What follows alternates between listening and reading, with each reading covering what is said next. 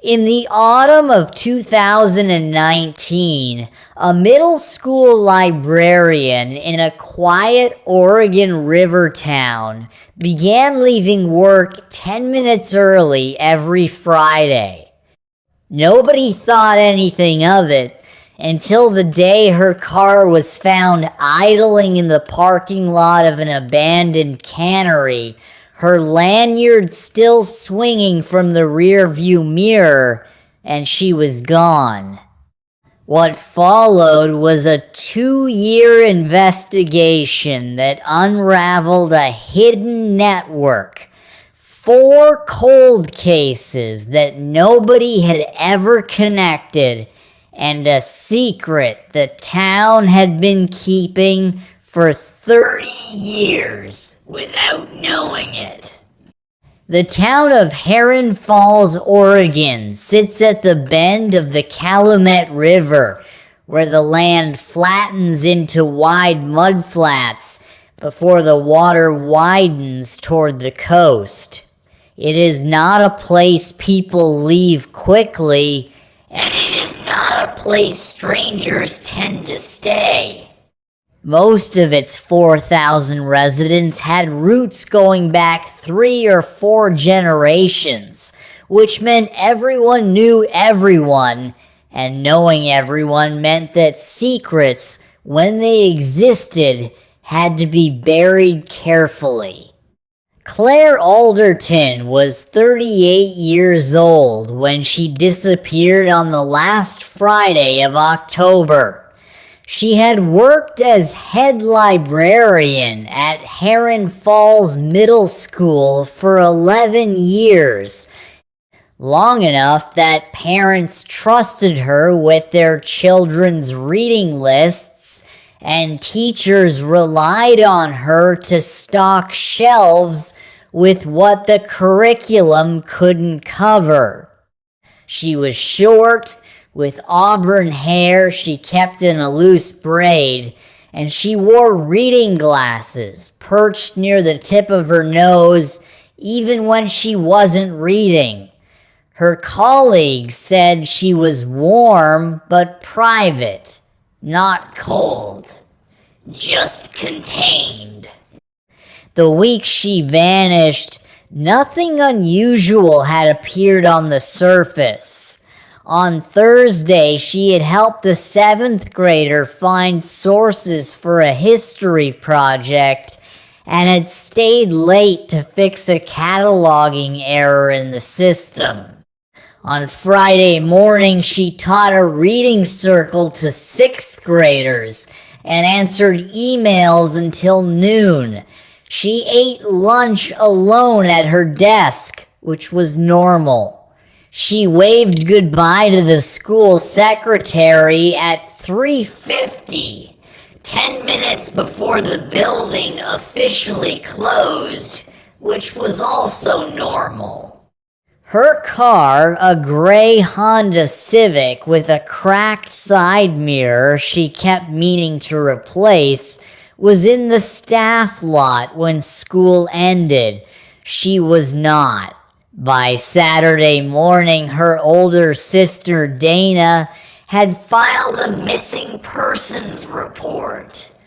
The Heron Falls Police Department, a small department with 12 officers and a sheriff named Raymond Polk, who had held the position for 14 years, did not initially treat it as urgent. Adults went missing sometimes. They went to Portland, they visited people out of state, they needed a weekend away from life without telling anyone. Sheriff Polk told Dana he would keep an eye out and to call if she heard anything. Dana hung up and drove straight to the school. The parking lot was empty, except for a tarp half pinned down over a picnic bench and a single gray Civic near the north end of the lot. Dana walked up slowly. The car was unlocked. The engine was off. On the front seat was Claire's canvas bag, her phone inside it, screen black and battery dead. Her library lanyard hung from the rearview mirror. A paper cup from the gas station diner sat in the cup holder, still faintly warm.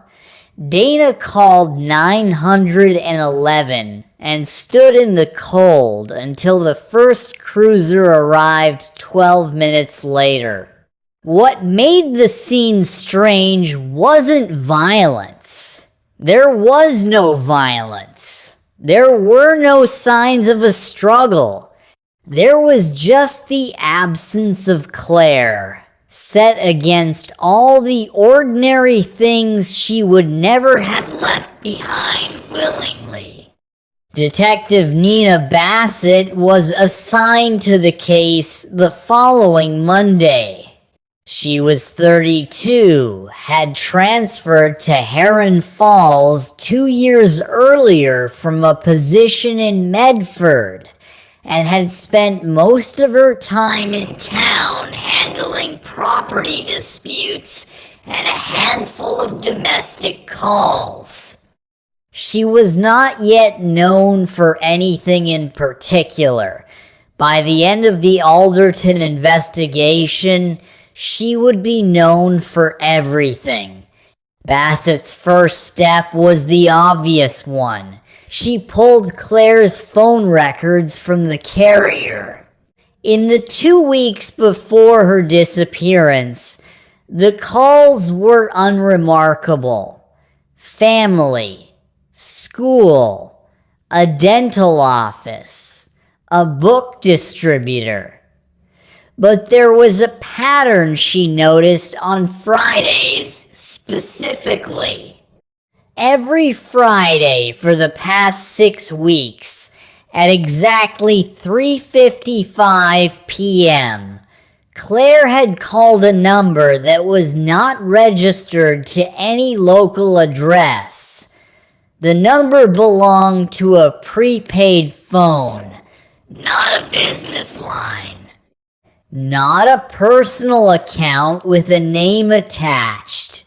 Just a prepaid device purchased at a gas station somewhere outside Heron Falls.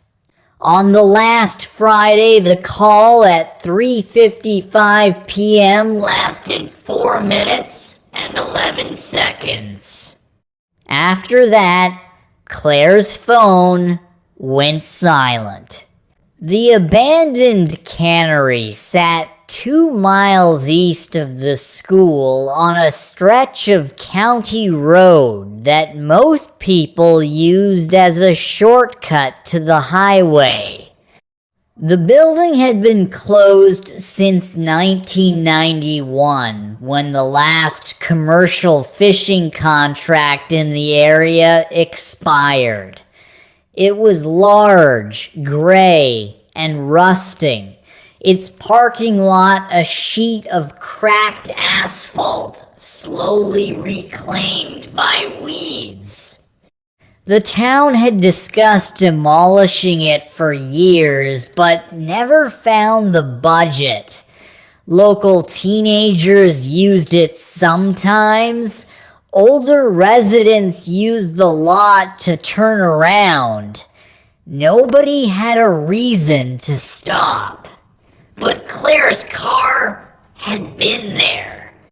Bassett reviewed the single traffic camera mounted at the Cannery Road intersection and found footage from Friday afternoon. At 4:08 p.m., Claire's Civic appeared on camera heading east. It did not appear on the same camera heading back west. That meant it had turned into the cannery lot and never left.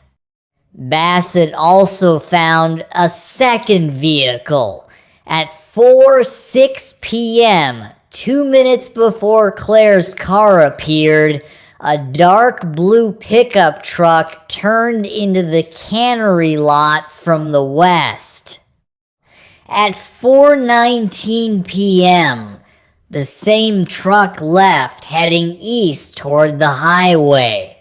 The plates were obscured by road grime. The truck was never clearly identified. But someone had been there with Claire, and whoever it was had left without her. The first name that surfaced in the investigation was Thomas Greer, a 54-year-old maintenance supervisor at the County Public Works Department. He lived alone in a house on the far edge of Heron Falls, drove a dark blue Silverado, and had worked alongside Claire's late husband Paul at the county water office before Paul died of a heart attack 4 years earlier. Neighbors described Greer as quiet and self-contained. He had no criminal record. He cooperated fully when Bassett came to speak with him. Greer said he had known Claire through Paul and ran into her occasionally at the grocery store. He said they were friendly, but not close. He said he had never called her on a prepaid phone and had no idea what she was doing at the cannery. He said his truck had been in his driveway all that Friday afternoon because he hadn't felt well and had taken a sick day. Bassett noted 2 things. His truck showed no signs of recent washing, and yet the grime on the plates in the camera footage had been deliberately applied in an even layer, the kind of coat that didn't accumulate naturally from driving, but was smeared on by hand. She also noticed a small sticker on his truck's rear bumper for a hunting supply store in Grants Pass. She didn't act on any of this yet. She went back to the phone. The prepaid number Claire had called every Friday connected to a phone that had been last used near the cannery at 4:17 p.m. on the day she vanished. Then it went dark. Whatever device it belonged to had been turned off and never turned back on. Bassett sent a request to the carrier for any historical location data on the number. While she waited, she drove to the library and sat at Claire's desk. The school had sealed the office out of respect. Books were still stacked in the same order Claire had left them. A sticky note on the monitor read, "Order new copies of the Norton Anthology." Her desk drawer held pens, a pair of reading glasses with a broken hinge, 3 granola bars, and a folded piece of paper at the very back, tucked under a cardboard folder of supply receipts. Bassett unfolded it carefully. It was a list of names. 5 of them.